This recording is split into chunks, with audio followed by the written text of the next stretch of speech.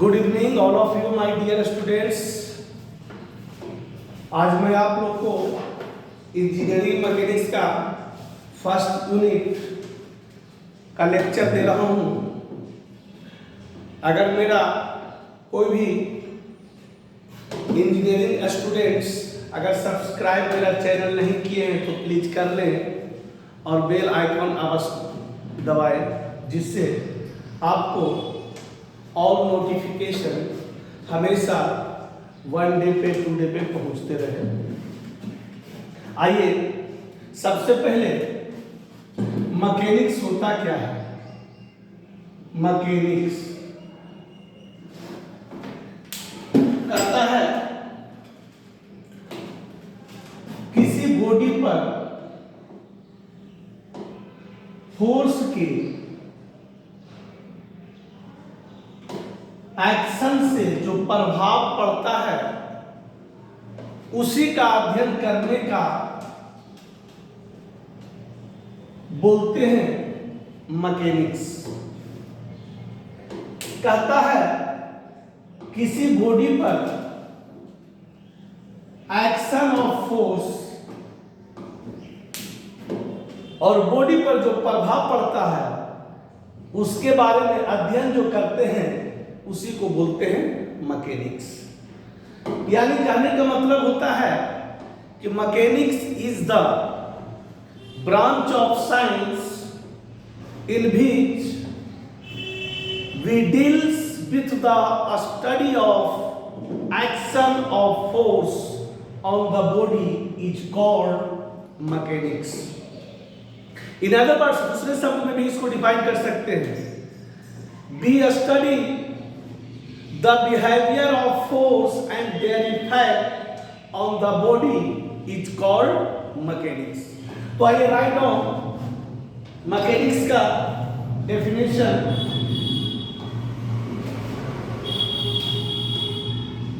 It is the branch of science in which we study the action of force on the body is called mechanics. क्या बोलते हैं? Mechanics. दूसरे शब्द में भी, इन अदर वर्ड्स, अगर आपको ये डिफिनेशन नहीं याद आता तो दूसरे शब्द में in other words we study the behaviour of force and their effects on the body is called mechanics। एक भी कोई भी याद करके आप एग्जाम में लिख सकते हैं। या तो ऊपर वाला को लिखिए या तो नीचे वाला को लिखिए, बोथ आर सेम डेफिनेशन। आइए अब मैकेनिक्स के बाद इंजीनियरिंग मैकेनिक्स क्या होता है। इंजीनियरिंग मैकेनिक्स, इंजीनियरिंग मैकेनिक्स कहता है it is the branch of mechanics in which we study the application of different law of mechanics, different law of mechanics या application of law of mechanics for solving the various types of engineering problem, that is called engineering mechanics। कहता है engineering mechanics का वह branch है जिसमें हम लोग study करते हैं application of law of mechanics. किसके लिए? For solving the various types of engineering problem या वेरियस प्रॉब्लम इंजीनियरिंग प्रॉब्लम। तो आइए डेफिनेशन लिख ले। It is the branch of mechanics in which we study the application of law of mechanics for solving the various engineering problem is known as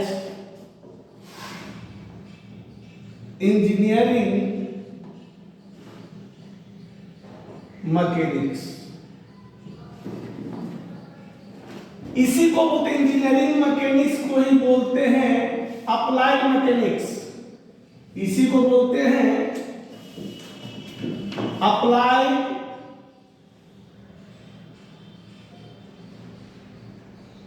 mechanics. दोनों का difference है, applied mechanics बोलिए या engineering mechanics बोलिए, both are same, दोनों का definition यही है। यानी कहता है इंजीनियरिंग मैकेनिक्स या applied mechanics is the branch of mechanics in which we study the application of law of mechanics। किसके लिए? For solving the various engineering problem is known as engineering mechanics। कहता है इंजीनियरिंग मैकेनिक्स दो type के होते हैं। Engineering mechanics to types, one is ये हमारा आपको दो टाइप का होता है। एक होता है स्टैटिक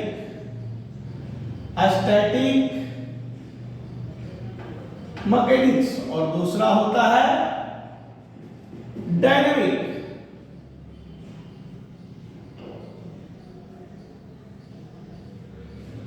मैकेनिक्स।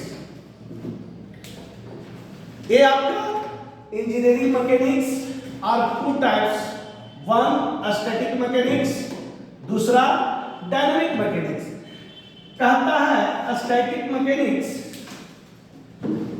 कहता है कि it is the branch of engineering mechanics in which we study the action of force on the rest body. कोई रेस्ट बॉडी है और इस पे जितने टाइप के फोर्स लगते हैं उस फोर्स के बारे में जो अध्ययन करते हैं उसी को बोलते हैं स्टैटिक मैकेनिक्स। क्लियर? कोई बॉडी रेस्ट में है तो रेस्ट में जो फोर्स लगता है उसके फोर्स के अध्ययन करते हैं, उसी को बोलते हैं स्टैटिक मैकेनिक्स। डायनेमिक मैकेनिक्स जैसे एग्जांपल में a body rest on the surface, तो उसमें जितने टाइप के फोर्स लगती है आप इसमें तो एक नॉर्मल फोर्स लगेगा और दूसरा ये आपका ग्रेविटेशनल फोर्स जिसको बोलते हैं वेट, ये नीचे की ओर काम करेगा। बाकी जो फोर्स लगेगा आगे पीछे बैक एंड फोर्थ जहां पे लगेगा तो उसके बारे में अध्ययन करते हैं। डायनेमिक मैकेनिक्स में जब इसका डिफिनेशन याद है तो थोड़ा इसका डिफिनेशन भी याद हो जाता है। कहता है it is the branch of engineering mechanics in which we study the action of force on the moving body. जो बॉडी मूव कर रहा है और उस पे फोर्स का एक्शन क्या होता है उसके बारे में अध्ययन करते हैं, उसी को बोलते हैं डायनामिक मैकेनिक्स। तो आइए दोनों का डेफिनेशन देख लेते हैं। It is the branch of mechanics in which we study the action of force on the rest body is called static mechanics. Example, a body rests on the surface. Clear? ये आपका surface. Dynamic ये हमारा किसमें, body rest में है, तब उसका अध्ययन करते हैं फोर्स को, तो उसको बोलते हैं स्टैटिक मैकेनिक्स। जब बॉडी मोशन में होगा और उस पे फोर्स का क्या प्रभाव, उसके अध्ययन को करते हैं, उसको अध्ययन करते हैं, तो उसको बोलते हैं डायनामिक मैकेनिक्स। यानी it is the branch of mechanics in which we study the action of force on the moving body. Moving body is called dynamic mechanics. Example में force acting on the watch screen, ये आपका dynamic mechanics का example है। अब आइए, dynamic mechanics भी दो type के होते हैं। डायनामिक मैकेनिक्स भी दो टाइप के होते हैं। एक होते हैं काइनेटिक मैकेनिक्स और दूसरा होता है kinematics mechanics. Dynamic mechanics dynamic mechanics और टू टाइप्स। ये आपका एक होता है काइनेटिक और दूसरा होता है काइनेमेटिक मैकेनिक्स। कहता है कि kinetic mechanics is the branch of dynamic mechanics in which we study the action of force on the body which are responsible the motion of body। कहता है कि हम उस फोर्स के बारे में अध्ययन करते हैं जो बॉडी के मोशन के कारण बनते हैं, यानी मोशन के लिए वो रिस्पॉन्सिबल होते हैं, उसका अध्ययन, उस फोर्स का अध्ययन करते हैं, तो उसको बोलते हैं काइनेटिक मैकेनिक्स। और जिसमें फोर्स बॉडी के मोशन का रिस्पॉन्सिबल नहीं रहता है और उसके फोर्स, उस फोर्स के बारे में अध्ययन करते हैं, तो उसको बोलते हैं काइनेमेटिक्स मैकेनिक्स। यानी it is the branch of dynamic mechanics in which we study the motion of a body without any reference to force causing the motion without any reference to forces causing the motion, that is called kinematic mechanics। तो चलिए यहां पर सबका definition लिख लेते हैं। It is the branch of dynamic mechanics in which we study the force responsible for the motion of body is called kinetic mechanics। Example में body accelerate और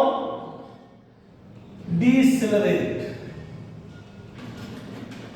एक और चीज क्या है, काइनेटिक मैकेनिक्स का। इसको डिफाइन करेंगे, it is the branch of dynamic mechanics in which we study the motion of body without any reference to forces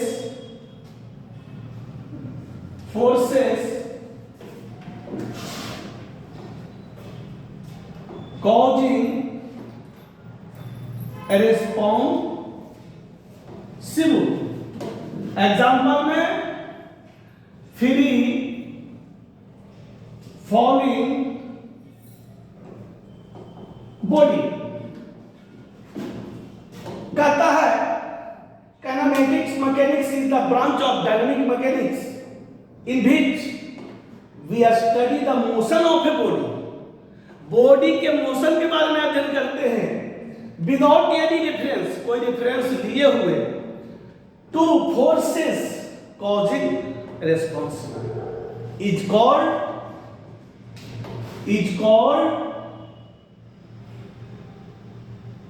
kinematics mechanics. Clear? अब आइए आगे बढ़ते हैं।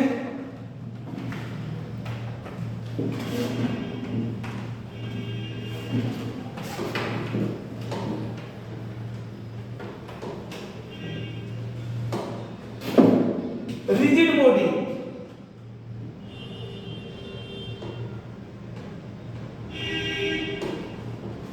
कहता है वह बॉडी जिस पे फोर्स लगने के कारण उसके शेप एंड साइज में कोई चेंजिंग नहीं हो, that is called rigid body. कहता है कि rigid body is that body for which any type of different types of force act on it, there no effect in the shape and size। Shape and size में force action के कारण कोई changing नहीं होता है, तो उसको बोलते हैं रिजिड बॉडी।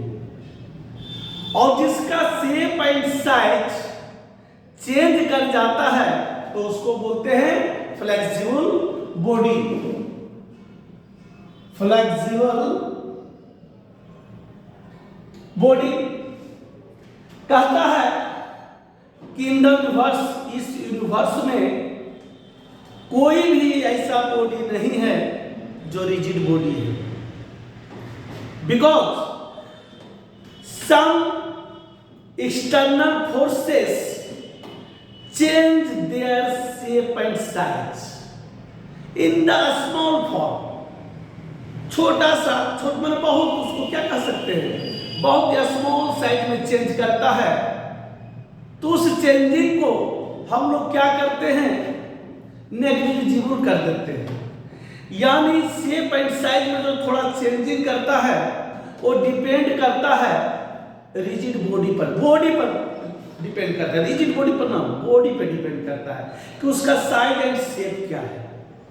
तो कहने का मतलब ये हुआ कि rigid body is that body the action or force of the body, their shape and size do not change, that is called rigid body. And flexible body, the action or force, their shape and size change, that is called flexible body. अब देखिए, अब मैं यहाँ पे खड़ा हूँ, कोई उधर से आया मेरे को चाट मार दिया, तो ये ऐसे करके घूम गया, तो मैं फ्लेक्सिबल बॉडी हो गया। रिजिड बॉडी में मेरे को चाट मारा, मेरा में कोई रिएक्शन, एकदम से जैसे कि जैसे टाइट हो, चाहे कुछ भी हो जाए, टाइट है, हवा चल रहा है, चाहे कुछ चल रहा है, एकदम से जो मैं मोमेंट में खड़ा हूं वही मोमेंट में एकदम से रह रहा हूं। तो इसको क्या बोलते हैं, रिजिड बॉडी। लेकिन जैसे मेरे पे हवा आया, मैं इधर हिल गया, तो रिजिड बॉडी नहीं है। हवा आया, मेरे को उड़ा के ले गया, तो मेरे को तो उड़ा के नहीं ले जाएगा, मेरा तो बॉडी है बॉस, मेरे को कहां उड़ा के ले जाएगा। तो इसलिए रिजिड बॉडी मैं नहीं कहना सकता हूं, क्योंकि हम लोग हैं, हवा चले, कुछ जैसा पिन चुभता है तो फिर उसमें दर्द होता है, तो लगता है रिएक्शन होता है, रिएक्शन ऑन द फेस। तो चलिए आगे डेफिनेशन देख लेते हैं। कहता है rigid body when the number of force acting on the body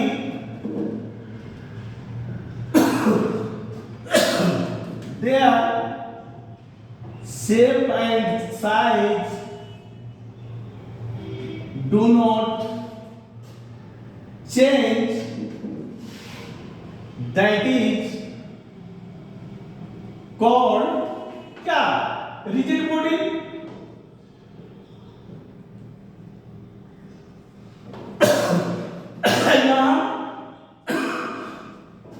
flexible body due to action of force, the shape and size of the body change, that is called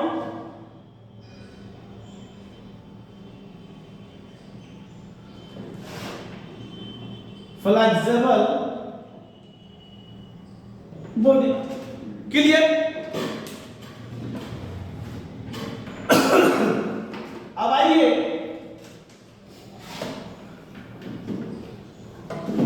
fundamental unit and derived unit and SI unit.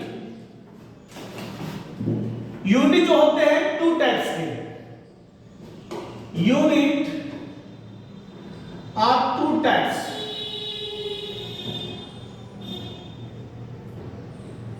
फंडा mental unit और दूसरा derived unit और तीसरा SI unit. यानी units are three types, fundamental unit, derived unit और SI unit.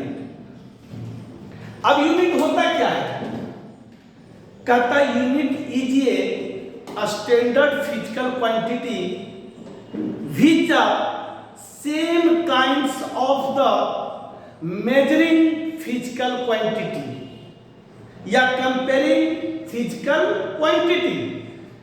Unit जो है एक स्टैंडर्ड फिजिकल क्वांटिटी है जो सेम काइंड जिसको आप मेजर या कंपेयर कर रहे हो उसी का बना हुआ होता है, मैंने उसी होमोजेनिटी होता है, मैंने सेम टू सेम होता है, तो उसी को बोलते हैं यूनिट्स। बना हुआ यानी सेम काइंड्स। जैसे स्केल है तो स्केल का मेजर क्या करेगा? मेजर करेगा लेंथ ही मेजर करेगा, वो कि नहीं मास मेजर करेगा। माने कहने का मतलब हुआ कि वो कंपेयर करे same kinds of physical quantity. ये न कि स्केल गए तो वहां पर क्या कर रहा है कि आपका टाइम मेजर कर रहा है, सेकंड मेजर तो नहीं।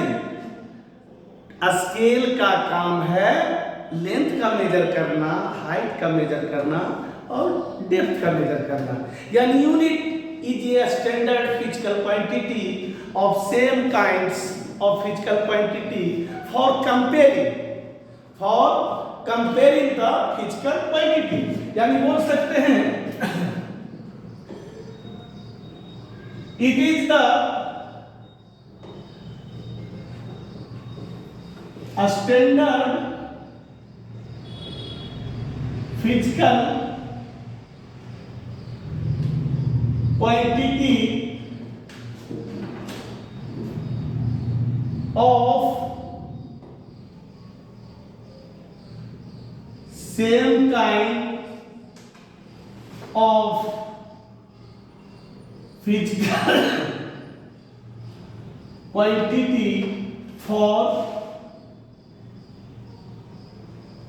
comparison is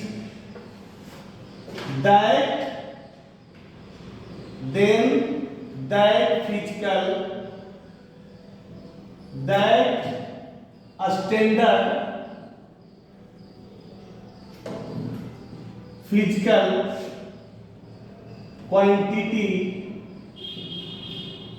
is called unit।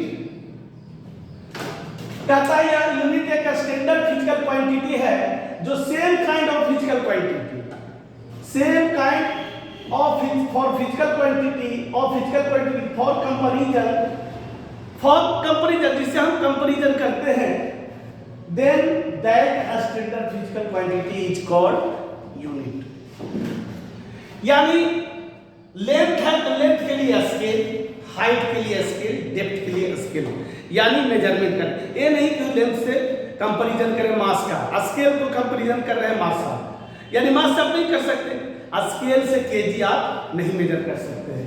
I fundamental unit कहता है ये unit adopt for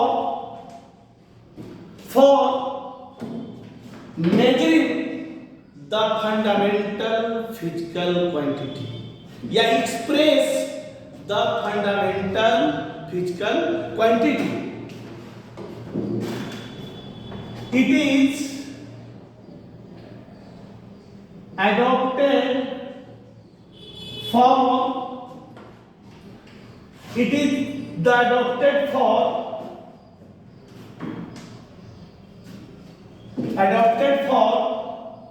fundamental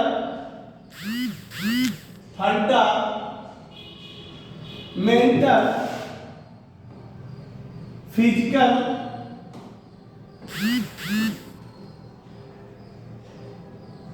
quantity। It is adopted for fundamental physical quantity such as length, mass and time। कहता है वह यूनिट अडॉप्ट करते हैं किसके लिए? फॉर फंडामेंटल फिजिकल क्वांटिटी, यानी fundamental physical quantity adopted for fundamental physical quantity. Fundamental unit is adopted for fundamental physical quantity such as length, mass and time. Length को metre, mass को KG, time को second. ठीक है। अब drive unit कहता है ये यूनिट या drive unit derived by a fundamental unit, it is derived by a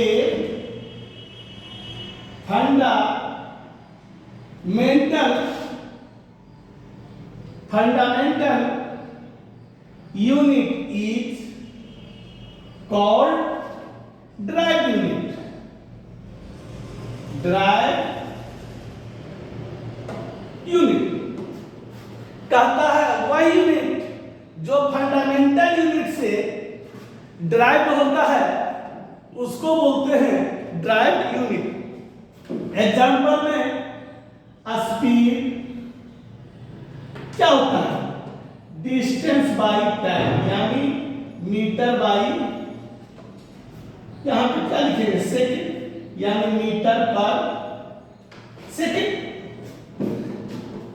D is the length, unit is metre, T is the time, unit is second, तो metre पर second, यानी derived speed क्या है, drive fundamental physical quantity है।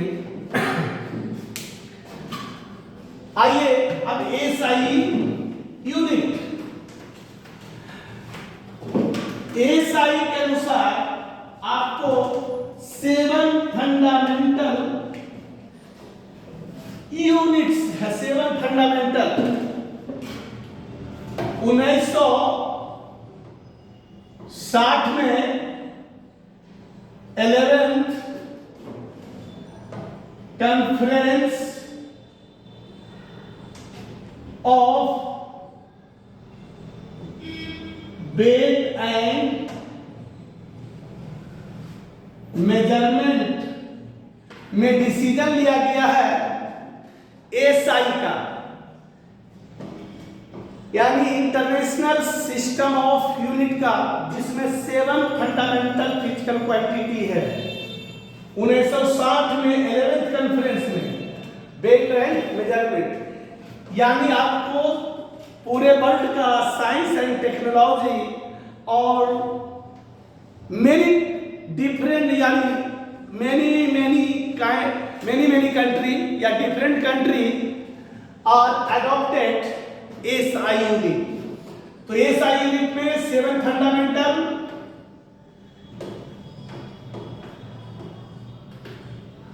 कितना होता है, 7 fundamental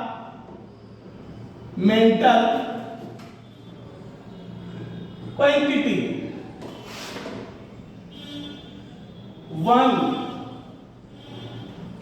1 में लेंथ, 2 मास, 3 टाइम, चौथा टेम्परेचर, 5वां करंट, 6ठा ल्यूमिनस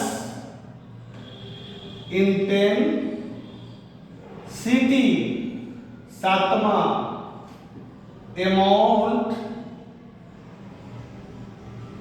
ऑफ सब्सटेंस।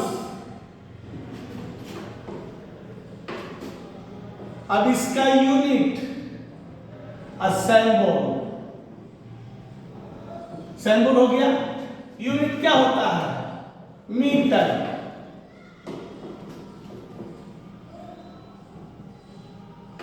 एम से सैंपल हो गया मास का, किलोग्राम, सैंपल केजी, टाइम का सेकेंड, एस से टेम्परेचर केल्विन, के या थीटा, करंट का एम्पियर, ए, ल्यूमिनस इंटेंसिटी का कैंडेला, CD मोल, ये आपका यही है। अब देखिए लेंथ को किससे मेजर करते हैं? लेंथ को मेजर करते हैं किससे? स्केल से। इसको कॉमन बैलेंस,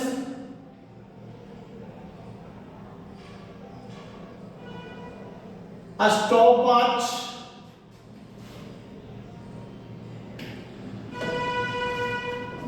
थर्मोमीटर,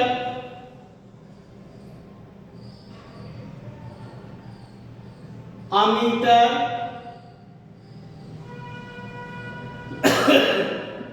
फोटोमीटर, इसको लग्जियोमीटर, यही आपका एसआई यूनिट में 7 फंडामेंटल फिजिकल क्वांटिटी का यूनिट है। अगले लेक्चर में फोर्स से डालूंगा और फिर मैं कहना चाह रहा हूं कि कुछ मुझे बोलने में कहीं कहीं मिस्टेक होता है तो उसके लिए सॉरी। ऐसा नहीं है, कुछ कुछ बार हम लोग इतना विद्वान नहीं है कि जब मैं जो भी बोलूंगा वो राइट ही बोलूंगा। कभी मिस्टेक, हर इंसान से गलती होता है, इसलिए मैं सॉरी बोलता हूं हमेशा। और एक बार फिर मैं आप लोग से रिक्वेस्ट करना चाहता हूं कि मेरा Technocrat classes and Technomedic classes run in Gud Mandi Gaighat.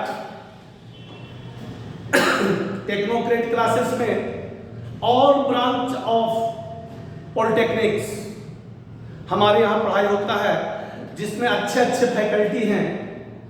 और टेक्नोमेडी में 9, 10, 11, 12 IIT मेडिकल का भी पढ़ाई होता है, जिसमें भी बहुत ही एक्सपीरियंस टीचर्स हैं।